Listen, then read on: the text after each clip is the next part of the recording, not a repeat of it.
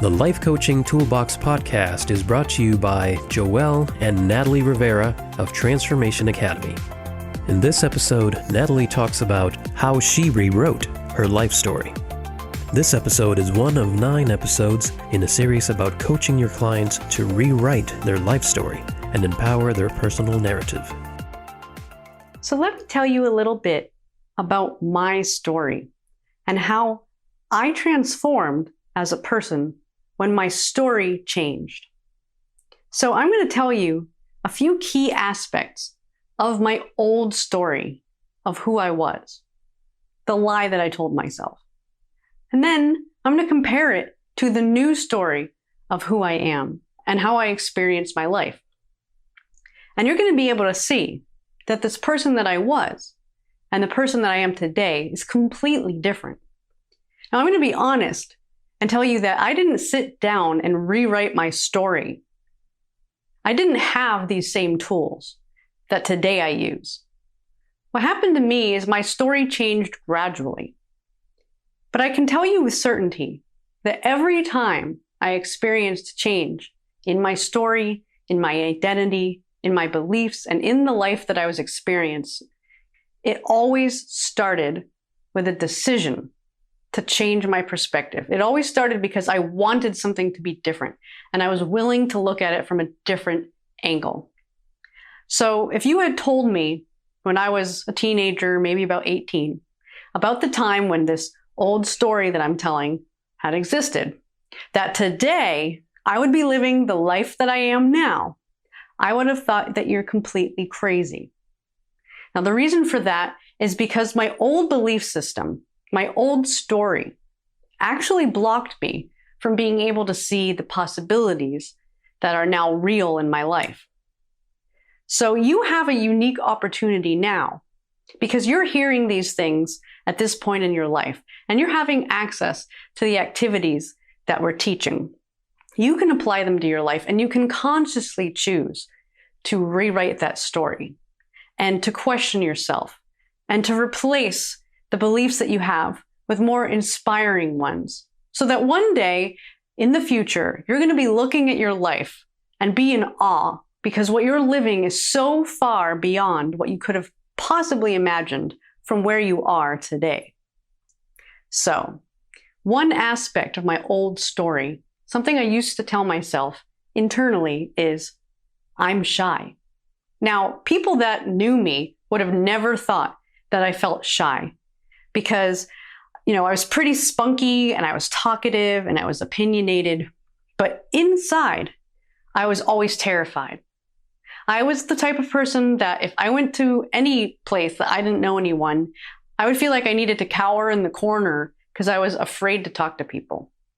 I actually had a phobia of making phone calls. I wouldn't even pick up the phone to call and order pizza because I found it so humiliating to have someone on the other end, and I always just felt embarrassed. I didn't like to pump my own gas when I started driving because I didn't like getting out of my car and having people see me. I was afraid that somebody might talk to me. The horrors of that, which looking back, it seems kind of funny because I know nobody would have known that that's how I felt, but that's how I did feel because I, like a lot of people, was obsessed with approval.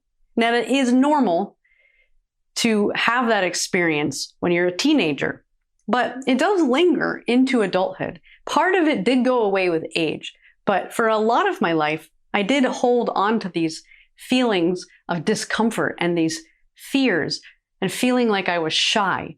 And that was like, well, if I feel so uncomfortable around other people sometimes and I want to avoid it, then it must be because I'm shy. But my new story is completely different. My new story is I am confident. I can go and do anything I want and always ask for what I want or need and never feel uncomfortable. I'm not afraid to pick up a phone and call and ask for something anymore. However, I have accepted that I am an introvert, even though, I love speaking. I love going to large events. There's a lot of things that I like to do around other people. I am an introvert. I get my energy from my alone time. I like being in quiet contemplation. I love being around people and it energizes me, but then I feel exhausted and I need to go home and rest. And so I have embraced that that's part of who I am. And it's not a bad thing. And it may be that when I go to a social environment that I would prefer to be sitting in the corner and being a people watcher than being right out in the middle. And that's part of my personality. It's okay. It doesn't mean that I'm shy. And that at this point in my life, I focus on my own approval. I want to feel good about myself. And whether or not other people like that or approve of me is so far outside of what I care about. So as you can see, just in that one example, I'm a completely different person. So another part of the story that I used to tell is that I was an emotional sponge and I couldn't turn it off. I always felt like I was susceptible to what was going on around me and the energy of the room and people's emotional states. And if they were upset, it would make me upset. And if everybody was unhappy, I would be unhappy.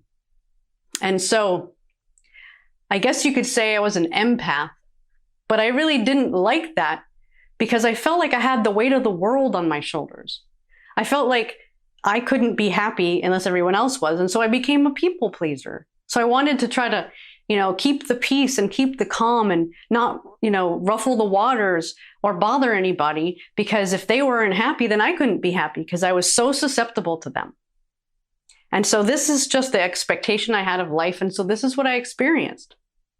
But I changed my story. My new story is I am in control of my own emotions. Because I wanted to be in control and I didn't want to feel like the victim of how everybody else was feeling, I was determined to learn how to take control of my emotions. Now I find myself being very grounded. I'm stable. I can maintain an emotional state no matter what's going on around me. Of course, there's still certain things that can affect me more than others.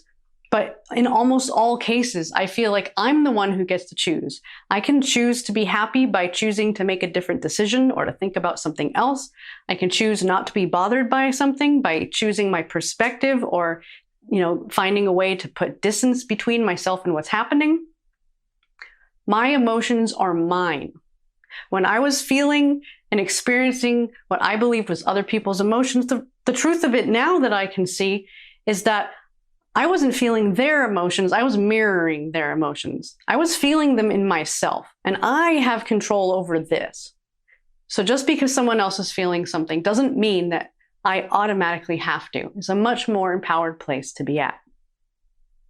So another big part of my story that really shows how different my new story is that I used to be terrified of speaking. Part of the reason why I was terrified of speaking is because I'm very passionate and I'm kind of weird. And I just found that the most embarrassing thing when I would get, all wound up about something and I was passionate, and I always thought people would think I was really strange and they wouldn't like me. And so I loathed any time that I would have to speak in public. The worst thing ever, which I know a lot of people experience, is not wanting to be called on in class, not wanting to have to write anything on the board. Like having to give a presentation was like my worst nightmare. I found it embarrassing. I felt like I was constantly under a magnifying glass of judgment, and it was terrible.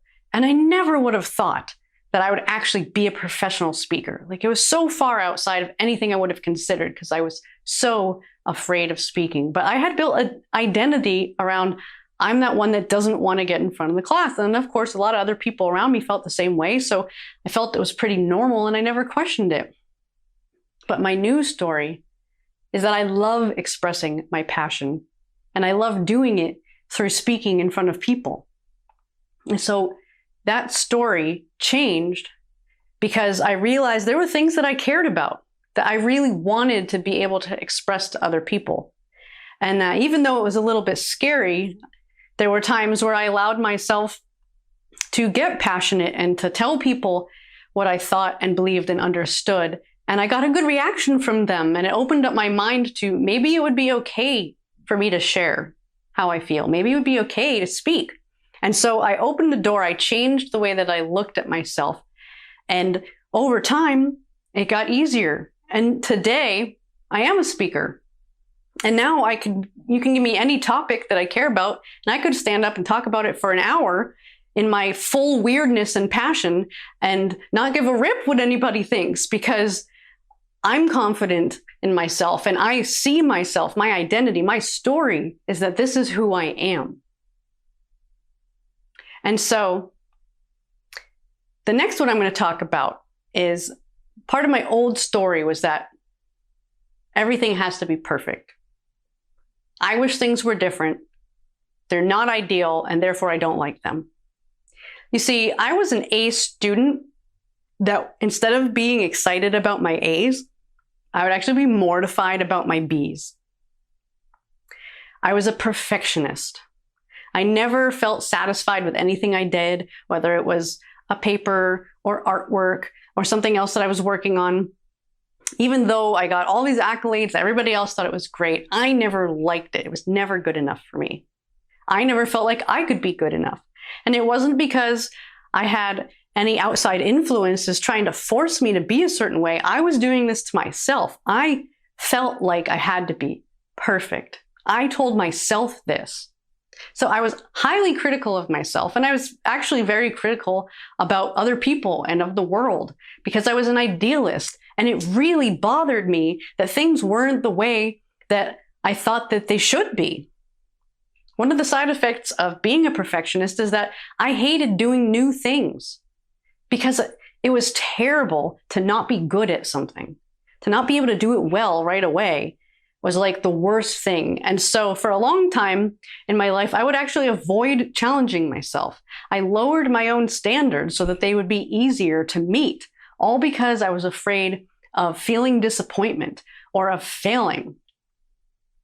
So again, this has completely changed for me. Today, my new story is that my goal is no longer perfection. My goal is excellence. So what that means to me is doing an excellent job, doing my best at whatever I do. It doesn't have to be perfect, but it does have to be quality because I know that I do value that. But it also means doing excellent things. It means challenging myself to do things that are at a higher level. Even if I might not be able to execute them perfectly, I get more value out of it because it is more valuable than doing something lower that I can perfect. I've changed my belief to include understanding that anything worth doing is worth doing badly. Because being terrible at first is a stepping stone that is needed in order to be able to get to where you want to go. I have embraced that being uncomfortable is actually part of the process that helps you grow and become better. And I've also learned to embrace failure, because if you never try anything because you're avoiding failure, then you can never accomplish anything. And so starting with that belief that my goal is excellence, not perfection, it actually opened up my whole world to now being willing to do things that most people think I'm crazy for trying. I reach higher than I ever have before, and I no longer hold myself back to avoid disappointment or embarrassing. And so those are just a few examples of elements of my own story. And as you can see, who I am today is completely different than who I was almost 20 years ago.